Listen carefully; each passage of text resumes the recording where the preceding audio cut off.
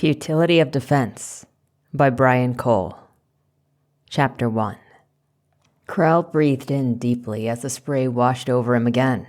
Reknor's bounty rose as the ship climbed out of the next wave, before cresting and plunging downward. He grinned in delight as the bow crashed into the trough and another cloud of spray washed over him. His blue eyes sparkled in the sunshine as he wiped the wetness off his face. Ahead, he could make out the south coast of Baltork and the gap between the cliffs, where he knew the town of Watford nestled. Home. "Fine day for sailing, my lord," shouted Serta. Serta always stayed by his side while he was part of the crew. Not that he wasn't confident in his abilities to haul on a line or secure a rope, but he was a novice sailor and there were just so many lines and ropes. "It is Serta.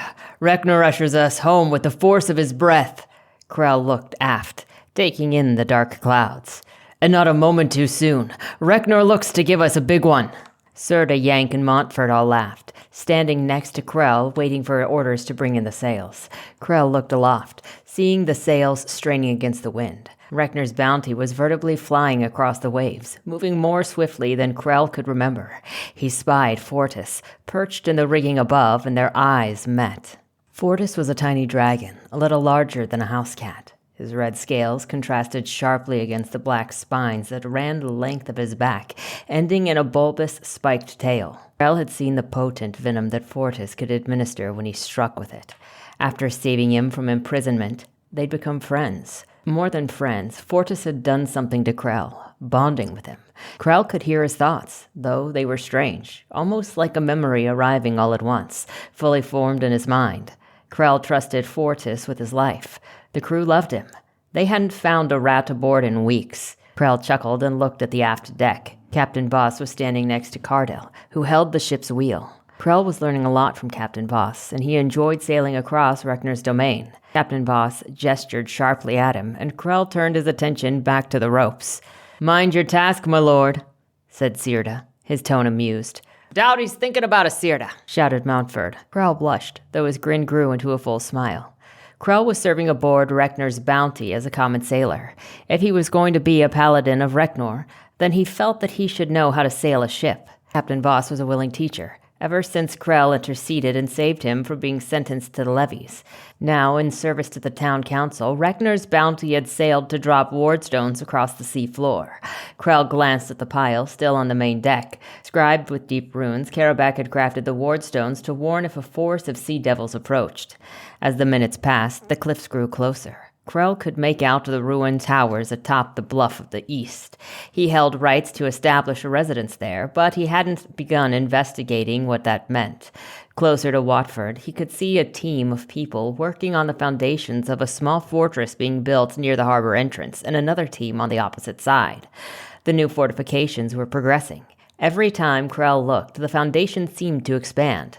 Petimus Smithforge, leader of the Dwarven Mining Consortium and member of the Watford Town Council, kept saying the real progress required a stone singer, and that one was on the way. Until the defenses were complete, the raids would continue. Krell's brow furrowed, the smile dropping from his face. The reason they were returning was because Watford was going to come under attack. Tonight, his eyes darted back to the clouds to the south, moving closer. They almost always came when it rained. Properly called the Sahuagin, the shark-like sea devils lived under the waves. They were predators, and while they started small and bestial, they grew large as they aged. More than that, they also gained intelligence. When one grew large enough, it attracted a school of them, bound to its will. Such groups swarmed in search of food, and instead of feeding on one another as they usually would, they worked together to hunt larger prey. Every so often, they came ashore to hunt people. Even on land, the sea devils were faster than a swift runner and were exceptional climbers. Their talons and huge teeth-filled maws made them deadly combatants in a fair fight. They often attacked in darkness and rain, seizing every advantage they could find for themselves. Krell wasn't completely certain, but he believed that he'd been called to stand against the sea devils. He wished Reknor would just explain why he had called him. "You must first survive the battle tonight." Reknor's voice crashed like a tsunami into Krell's thoughts. He had a lot of practice listening to that voice and controlled his reactions. Instead of flinching, he just shuddered slightly. Are you ever going to explain to me what else I'm supposed to do? In time, perhaps. Krell sighed. It was never easy being a paladin. Right, lads. My lord, make ready. We'll be reefing the sails soon enough, shouted Dell, the first mate. Aye, Dell. My lord, you know the lines. Serta pointed. Krell nodded. Head sails, main line. Serta pointed to another rope. Forge ye bracing line. And so it went. Serta nodded in satisfaction and then eyed the coastline ahead. Make ready, my lord, he said quietly. Krell grinned, and as he grabbed the line, the call came from Captain Voss. Bring in the foresea, brace to port. Krell grinned as he shouted acknowledgement of the order. Voss had told him he needed to practice shouting. Few skills were more important than being able to be heard by the crew when it mattered. Krell heaved on the line with Montfort and Yank while Serta looped the slack. Above, Krell knew the foresail was rising upward, to be tied to the yard. Several other crew were aloft, catching the sail as they hoisted it upward. As the ship rounded the cliff into the harbor, Watford lay sprawled across the valley before them. The larger buildings for the rich were on the east side of the Sandman River, and his eyes immediately spotted Karabak's tower, a red light glowing with unnatural brightness atop it, the warning signals that the sea devils were approaching. There were other changes as well. Even from the harbor's entrance, he could see buildings boarded up and people piling objects to form crude barricades. The council had rescinded the prohibition on wearing arms and armor in town, and nearly everyone carried a fire-hardened spear or other makeshift weapon. Krell could already see several groups of people on the north road leaving town. More people were on the path to the temple. Krell smiled as he took in the temple to Reknor perched above Watford, a simple stone building and the only real home that he could remember. Olger was the resident priest. He bustled and drank too much, but he knew many of the people in Watford personally. He was as close to a father as Krell had ever known. He suspected Olger loved him in this town, though he'd never tell him that. Olger would likely punch him in the face if he did. Krell leapt overboard, landing on the deck. Reknor's bounty had coasted to a graceful stop alongside the largest stone pier in the harbor. Krell grabbed a line thrown to him by Serta and looped it around the metal object that was fused into the stone. Krell frowned as he wrapped the rope around, then looped it back over in a figure eight. Then again, just as Arthur had taught him. Cleats. The metal objects were called cleats. As he tied off the line, Krell glanced around. Hillam Hamir walked down the dock toward him. Now a sergeant in the town guard, Hillam handled the day watch. He was usually understaffed and crime was a growing issue in Watford. Most of the guard rested during the day, to be ready for the evening. Krell heard the wooden gangplank thump into the dock behind him. When he looked, Arthur and Serta, his two primary instructors, were both looking at the line he tied and talking quietly to themselves. His frown deepened. He thought that he was past inspections of his knotwork. Captain Voss strode down the dock and smiled at him. Older, with a graying but neatly trimmed beard, he paused a moment to adjust his elaborate coat, then walked toward Krell. Come, my lord. No doubt the good sergeant has news for us. Krell stood and fell into step beside Voss. Fortis landed in Krell's shoulder, his talons digging in painfully for a moment. Krell stroked a finger along his spine, and the dragon let out a crackling, purring noise. As they approached Hillam, Krell looked over the town. He could see members of the guard wandering the docks, spreading bent metal spikes everywhere. No matter how they landed, a spike was pointing upward. Hillam, that's genius. Who thought of that? Said Krell, pointing. Krell, good to see you. To answer your question, this was Darvin's idea. You'll meet him shortly. He's a retired warrior, but dragged himself here to help out. Wait until you see his horses. Magnificent? Asked Krell. No, just the opposite. Not sure how the beasts can walk, let alone pull his cart. I've never seen a more pathetic horse in my life, said Hillam, his tone jovial. He showed up yesterday and had an enormous chest filled with caltrops. Should slow them down or blunt the attack tonight. Voss glanced at Krell, then turned his eyes back to Hillam. You seem in high spirits, Sergeant. I am. Karabak says it's going to be a big one, so we're spreading the caltrops thick over the poor quarter and docks while we defend the waterfront directly. For the first time, the beasts are going to be forced to come directly to us, instead of spreading out and killing indiscriminately. Hillam looked at Reknor's bounty. You gonna take her out of the harbor, defend her, or leave her battered up? Captain Voss grunted. Depends on what I'm ordered to do, I imagine. Not interested in testing Dalen's patience any more than I must, if you understand my meaning. Hillam frowned and nodded. Speaking of Master Plintform, the council would like to speak with you. Krell looked around, his lips turning downward. Hillam grinned. Rekner is with you, Krell. All of your companions should be there as well. Both Hillam and Voss chuckled at the look of relief on Krell's face. Amra smiled when Krell entered her dining room. An older woman with hair the color of steel, Amra Thort, was the nominal head of the Watford Town Council. Years spent on the deck of a fishing vessel had left her fit, and her voice could carry when she needed it to. Welcome back, Krell. How was your voyage? Short, Mistress Thort, but productive. We dumped about half of the rocks overboard. Wardstones, Krell. They're called wardstones, said Karabak, the town magister. He was an older human, maybe 50 years old, with a neatly trimmed beard. His dark eyes never seemed to miss anything, and his fine shirt and jacket made him look like a man of importance. Krell nodded at him and let his eyes take in everyone else present. Dalen Plintform was looking sour, as he always did. Krell conceded that he was handsome, with a long face and dark hair, but he never seemed happy. Krell was certain that he detested Rekner, and because of that, he hated Krell as well. Or maybe it was because he and Olger hated one another so much. Aldrich Kent was talking to Nathaniel, though he caught Krell's eyes and nodded in greeting. Aldrich was the youngest member of the council, a handsome man a few years older than Krell. Nathaniel was his hulking, battle-scarred manservant who never seemed to let Aldrich out of his sight. Beside Aldrich sat Patimus Smithford, who was looking down at a series of papers scattered across the table in front of him. Patimus was a dwarf, shorter than Krell, but with broad shoulders and a stout frame. His dark beard was bound with gold bands, and a gemstone gathered on a ring of his finger. Beside him, Captain Voss grunted. It appears that we are the first ones here. Indeed, Captain. Indeed. I have asked the others to come, said Amra. Summoned, you mean, said Dalen. You give too much authority to them, Amra. They are dangerous and need reminding that they serve the town and are not free to do as they choose. Krell grinned at Dalen. I'm in service to Rekner, Master Plintform. He sees a town filled with faithful and has called a paladin to defend them, but I'm sure that I don't need to remind you of that. Dalen closed his eyes and sighed. Still the same, I see. Amra laughed.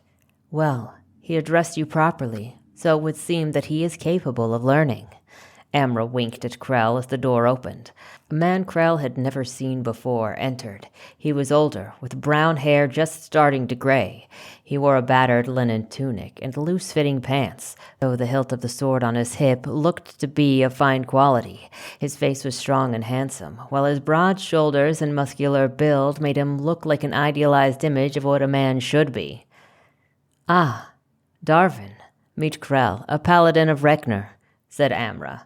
It pleases me to meet you, Krell. I've never met a paladin of Rekner before. The council, especially young Master Krent there, has spoken highly of you.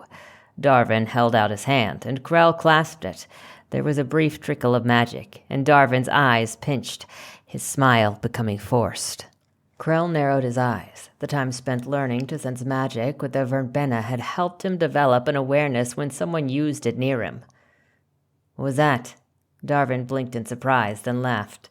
Amazing! The stories were not exaggerated, I see. To answer your question, young Master Krell, I've a weird bit of magic. Whenever I touch someone, I can feel the violence they've caused. His smile faded. You, Krell. You've got more blood on your hands than I've felt in a long time. Sea devil blood, Darvin. The bastards are coming again tonight, and I'm sure that won't be the last of them. Darvin looked sad. Not all that blood is from Sahuagin, Krell. Not nearly all. Krell furrowed a brow as he frowned, then flushed slightly. I'm not a murderer, Darvin. Darvin let go of his grip on Krell's hand, smiling sadly. Never said you were, Krell.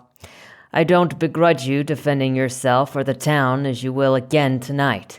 Later, if you want to hear some stories about violence and bad ends, we should talk. Maybe I can help you find a better path than the one that you are on." Krell cocked his head sideways as a vaguely outraged set of feelings came to him from Reknor. "My Lord Reknor?" "He speaks as if a follower of Avram. I will not have my will questioned by one such as him." "Are you a follower of Avram, the Lord of War?" asked Krell. "Indeed, though I choose to focus on the peaceful aspects of our faith, I reject the warrior king and embrace the pacifist queen, if you will." Krell could sense a wave of consternation pass around the room. "So, you're a pacifist?" asked Krell, looking meaningfully at the hilt of the sword that he carried. Darvin grinned, seemingly oblivious to the concern in the room. "Yes, I am, though being a pacifist does not mean that I am a weakling, or that I will not choose violence when it is forced upon me. I do not start fights, Krell, nor do I engage in violence unless there is no other way." "Sounds boring," shouted Craven as he barged into the room. "Boring and cowardly. Still, I like those metal spike things, Krell." Craven slapped Krell on the shoulder, nearly knocking him over. Craven was an orc, much taller than Krell, with arms nearly as large as Krell's legs. His vaguely orange skin was covered in faint scars, evidence of many battles. "Craven," he said, grinning. "Still trying to break my shoulder in greeting, I see." "Oh, so the orc gets a warm hello and I don't?" said Dorn, his tone laced with false outrage. A true priest of Reknor, Dorn was a dork with a dark beard that was wildly unkempt. Krell often wondered how he kept the chainmail armor that he wore from pulling on it. Krell laughed, then stepped forward, kneeling down and embraced Dorn. "Scruffy dwarf, it's good to see you." Dorn clapped him on the back. "You're looking well, Krell. Next time I'm coming with you, no matter what Olgar says." "I hope not, because then he might make me stay behind to mind the temple." Dorn said something to Krell in Dwarvish. Krell leaned back, his hands resting on Dorn's shoulders as he frowned. "You are, joyful to see me?" Dorn grinned. "Better, Krell, but not quite. I am happy to see you." Craven grunted. "You should learn Orcish instead. I could teach you how to swear." "Krell, my man," said Gerard as he walked into the dining room. "You look as if the sea still agrees with you, am I right?" Krell clapped Gerard gently on the shoulder, then turned back to Craven.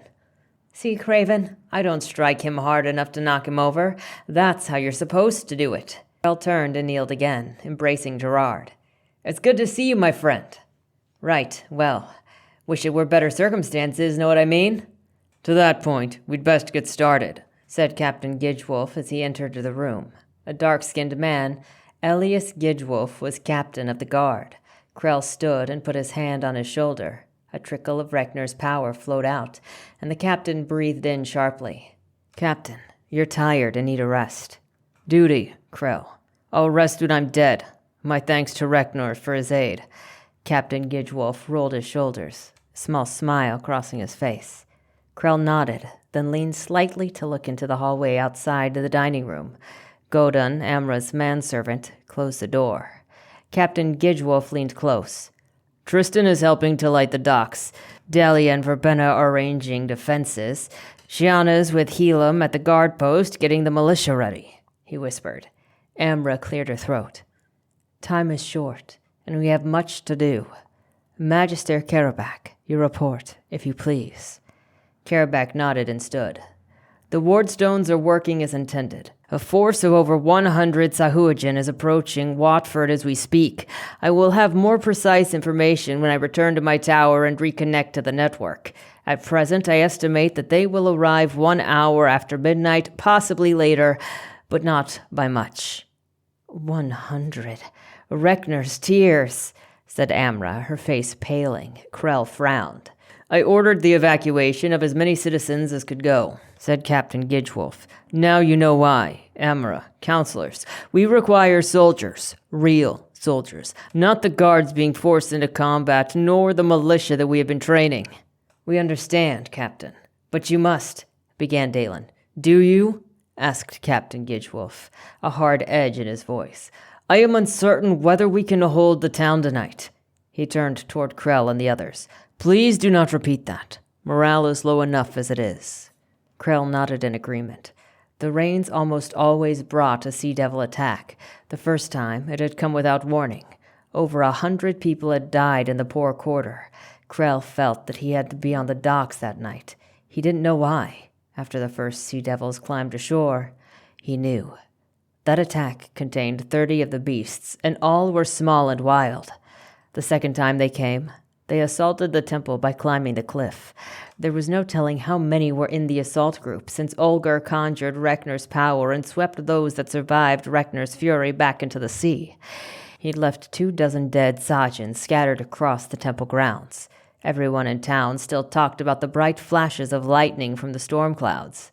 "Any idea if there are any big ones with them, Magister Karabak?" asked Krell. "Unfortunately, the Wardstone network is incomplete and requires additional tuning before I can properly determine the size of the individuals with any level of accuracy. However, based on what I understand of the Sahuagin, it is a certainty that there will be at least one school leader among them." Captain Gidgewolf nodded. "Now, the plan for the defense of this town this evening." The wagon crashed onto its side, wedged against the wall of the Smith Forge Mining Consortium. Craven grunted in satisfaction and turned toward Krell and the others. "Done." Krell eyed the makeshift barricade. It didn't seem to matter how many times he told them that the Sea Devils were excellent climbers. Captain Gidgewood insisted on erecting barricades to block off the streets. "Well done, Craven. Best to rest for now and gather your strength. I want you and Krell there, holding that alleyway," said Captain Gidgewood, gesturing at the path between the two largest warehouses in Watford. "If the caltropes work, there'll likely be more than you can handle coming through there." Krell nodded. "As you wish, Captain." "I'll keep the militia in reserve, and hopefully they won't see battle. But if it comes to a fight, fall back to netminders and the militia will support you." "Don't worry, Krell. I'll be there to keep you safe," said Shiana, nudging his shoulder. Krell nodded absently, his thoughts in turmoil. With over 100 sea devils, there would certainly be at least one bigger one. They rarely entered battle, having learned they were targets whenever they exposed themselves. Until they killed or drove off the bigger sea devils, the smaller ones were capable foes. Without the leadership they provided, they delved into a pack of wild animals, as likely to attack one another as they were to attack the people of Watford. "I'm going to check the docks to see if there's anything else I can do," he said. "I'll walk with you," Shiana said. Captain Gidgewolf waved absently at them as he spoke with Hillam and Petimus, gesturing at the surrounding buildings. "Are you okay?" she asked. Krell sighed. "I am. Defense in depth rarely ends well for those on the front lines. Nothing to be done about it now. But if those caltropes don't work, we're in trouble tonight."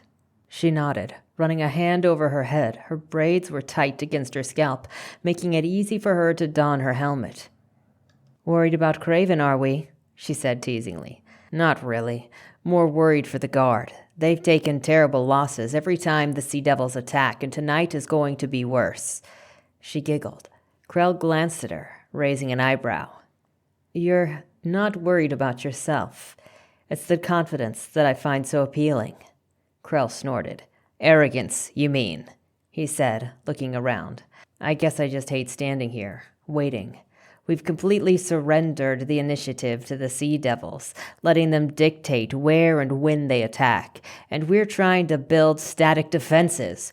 What do we do if they attack somewhere else, or climb the cliffs and walk into Watford? It just seems futile and foolish to me. But also, there's something else that bothers me, but I can't figure it out." He stopped and turned to face her. "Besides, I'm not worried about myself. You'll be there if I need you." She snorted and then gestured with her chin. "Tristan's coming." Tristan was fey-touched, which meant that an ancestor of his had given birth to a half-elf, and the children of that half-elf were sometimes, but not always, fey-touched. The trait was in the bloodline and considered a good omen when such a child was born. they touched were always beautiful and graceful, with delicately pointed ears. Tristan was no exception. He was dashingly handsome, with a scar running across his face that gave him the look of a warrior king. He was also a sorcerer of considerable power, possibly more powerful than Krell and Dorn combined. Rekner had tasked Krell with keeping him safe. At least, that was what he guessed. The Lord of the Seas and Skies rarely provided clear guidance. Krell sighed, then turned to face him. "Tristan, good to see you." Tristan raised an eyebrow skeptically, then gestured toward him. "Ready to say thank you?" Krell glanced at Shiana, a confused look on his face. Tristan snickered, then spoke a word of power as he gestured sharply. The docks behind him, along with the entire waterfront, burst into light. There were cries of surprise from dozens of people nearby. A delighted grin crossed Krell's face. "Excellent work, Tristan." "See, I knew you'd understand just how valuable and important I am." Tristan gestured again, and the light died away. Krell pointed. "What are those little red flags for?" A smug expression crossed Tristan's face. "Why don't you go to the edge of the docks and look for them from that angle?" Shiana clamped a hand on Krell's shoulder, stopping him. "Why don't you stay here instead of wandering into the field of caltropes the guard had been spreading?" She glared at Tristan, who snickered. Krell shook his head, grinning wryly at Tristan. "Cripple horses when they step on them. People too. I hope they work as well on sea devils. The flags mark where it's safe?" Tristan nodded, saluting Shiana. "Where are you two going?" Krell shrugged, looking around. "Trying to see if there's anything that can be done to help." Every home he could see had either sturdy shutters or planks of wood closing off windows. Piles of sharpened stakes lined fences and doorways. Bundles of crude spears were everywhere that he looked. "Doubtful, Krell. I've already done everything important and meaningful. Though I'm sure if you keep looking, you'll find Kor." Tristan grinned as Krell glared at him. Kor was a smuggler, and had escaped when Krell and his companions had discovered and stormed their den hidden beneath the ruined tower that he had rights for. He initially deceived them, trying to get them to abandon their exploration. When that didn't work, he betrayed everyone, nearly killing Tristan before running. He hadn't been seen since. Within the hidden caverns, they found a schedule for the next ship to arrive, and when it did, they boarded and captured it. It was the first time Krell fought a sea devil, and it nearly killed him. That smugglers were working with the sea devils was unheard of. It was insanity. Nobody dealt with the sea devils. They were fierce predators who lived only to eat, and when they smelled blood, any blood, they went into a frenzy. Nobody thought dealing with them was possible. Krell regretted letting Kor escape. Everyone kept telling him that he was gone, but he stubbornly clung to the idea that if he could find him, he'd learn why the sea devils were attacking and maybe a way to stop them. The group running the smuggling operation, something called the Betterment Society, was arming the sea devils with proper weapons. It made no sense to him, but that didn't mean there wasn't a plan. The only way that he could think to learn more was to track down Kor. He let out a heavy sigh. "Maybe Rekner is pushing me to keep looking." "Maybe you're just delusional." Krell snorted. "Maybe that too." "Stubborn is more like it," muttered Shiana. When he glanced at her, she seemed amused. "I'm going to see if anyone needs help before the attack," he said. He untied his belt pouch and handed it to her. Magical, it was vastly bigger on the inside. He'd already had it stolen once when he walked through the poor part of town. "Hold on to this for me?" She chuckled as she took it. "Growing in wisdom, are we?" "Huh, I highly doubt that," said Tristan, his voice amused. "He's like the tide. He only knows how to do one thing." Krell walked away, listening to Shiana and Tristan bicker good-naturedly with one another. No matter how often Krell heard his voice, it instantly set his teeth on edge. Tristan had a way of irritating him that Krell didn't understand. "Still, you will need him and his power. Tonight, especially." Krell shook his head slightly. "As you wish, my lord." "Always talk to yourself?" said a voice behind him. Krell started and spun around. He nearly conjured a blade out of reflex before he recognized the voice. "Duncan, You shouldn't sneak up on me." Duncan was a small boy, likely around 10 years old, though when Krell asked, he didn't really know. He lived on the streets of Watford, homeless and hungry. He was also fearlessly brave and something of a gang leader to a pack of other homeless children. Duncan laughed quietly. "Don't see how you fight monsters, Krell. You never hear me sneak up on you." "Where's Fortis?" Krell pointed upward, and Duncan frowned. "On the roof?" "No, flying. Storm clouds and wind don't bother him. I think he uses magic, not just his wings." A thought fell into Krell's mind, arriving fully complete and understood. It wasn't merely that he used magic to fly. It was that he imposed his will on the sky to make it bend to his wishes, combined with pleasure at how crisp the air felt prior to the coming storm. Krell shook his head. It was an incredibly alien and disorienting experience, but he knew that warmth presence in his thoughts meant that he'd never likely be lonely again. He was lucky to have Fortis as a friend. He'd kill anyone who tried to harm him. There was a matching thought from Fortis. Krell didn't really understand why he had chosen him, but was happy that he had.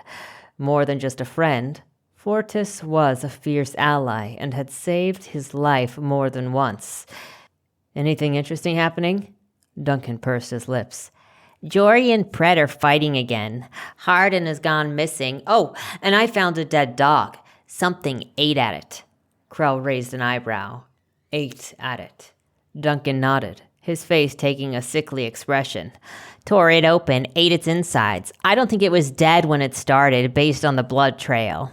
He shuddered. Krell frowned. "Definitely not a sea devil, then.